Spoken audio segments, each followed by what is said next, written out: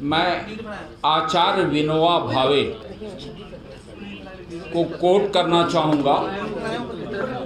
उन्होंने एक 1959 में एक बुक लिखी, उसका नाम है थॉट्स ऑन एजुकेशन। और उस किताब के पहले अगर पृष्ठ को आप देखें, उसका पहला पैराग्राफ तो शुरू करते हैं, 37 years ago I left the college and set out to look for knowledge. In the college they taught me many things, but knowledge was not one of that. When I left beyond the college, infinite gateways of knowledge were open to me. And in the next paragraph he said, of work, हाथों के प्रयोग से, of work comes knowledge, of knowledge comes fruitful work, and of knowledge and work comes intelligence. तो जो विनोबा भावे ने 1959 में बात कही थी, उसी की कड़ी में आप इस डिजाइन योर डिग्री प्रोग्राम को देखें। Design your degree programme classroom teaching से बाहर निकाल करके problem solving in project mode. आपका प्रश्न है कि ये जो प्रोग्राम है उसकी ज़रूरत क्या है, कितना रेवोल्यूशनरी होगा।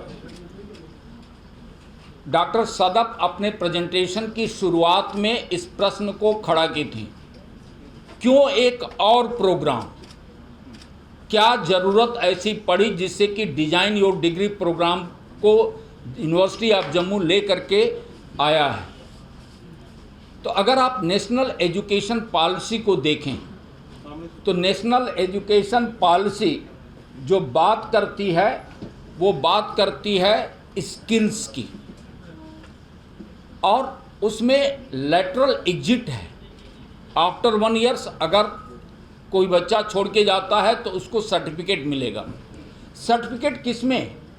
सर्टिफिकेट डोमेन नॉलेज में या सर्टिफिकेट स्किल्स में? लेकिन जो हम सभी लोगों ने पूरे देश में अडॉप्ट किया टेम्पलेट 1-1.5 साल पहले, उसमें जो फोकस है वो डोमेन नॉलेज पे है। तो कहीं न कहीं नेशनल एजुकेशन पॉलिसी की जो स्पिरिट थी वो पूरी नहीं हो रही थी। अब मैं आपसे प्रश्न करता हूं कि अगर आपको किसी बच्चे को एम्प्लॉयमेंट देनी है तो आप क्या क्या स्किल्स खोजेंगे?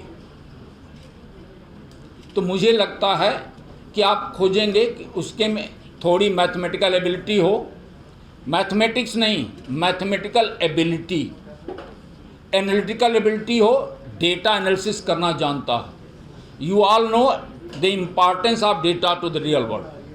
तो analytical ability, communication skill, critical thinking, creativity, computer programming, artificial intelligence का ज़माना है। अब रोज़ आपके न्यूज़पेपर में हम पढ़ रहे हैं कि आर्टिफिशियल इंटेलिजेंस से अब क्या क्रांति आने वाली है। तो artificial intelligence, team work, entrepreneurial ability. तो जो यह प्रोग्राम हम ले करके आए हैं उसमें फर्स्ट 2 years उस बच्चे को इन स्किल्स से एम्पावर करेंगे ताकि उसके में mathematical ability, analytical ability, critical thinking, creativity, communication skill, artificial intelligence, computer programming, team work, इससे वो एंटरप्रेन्योरियल एबिलिटी, इससे वो एम्पावर्ड हो जाए। और यही चाहे वो जिस डिसिप्लिन में जाएगा, ह्यूमैनिटीज़ की तरफ जाना चाहता है, सोशल साइंसेज की तरफ जाना चाहता है, कॉमर्स, साइंसेज या बीटेक, ये एबिलिटी हर डिसिप्लिन में ज़रूरी हैं। सो अक्रॉस द डिसिप्लिन के बच्चे यहाँ एडमिशन लेंगे। Team work, so trans disciplinary.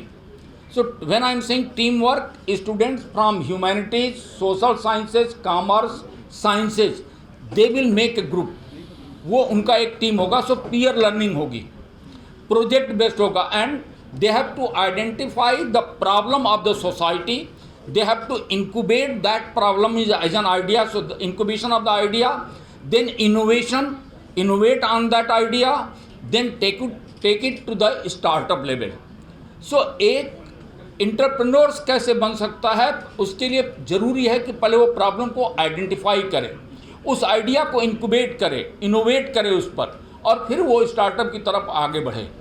तो इन्हीं चीज़ों को ध्यान में रखते हुए यह प्रोग्राम लाया गया, और मुझे लग रहा है कि जम्मू विश्वविद्यालय पूरे देश को एक ऐसा मॉडल देने वाला है जो निश्चित तौर पर रिवोल्यूशनरी मॉडल होगा।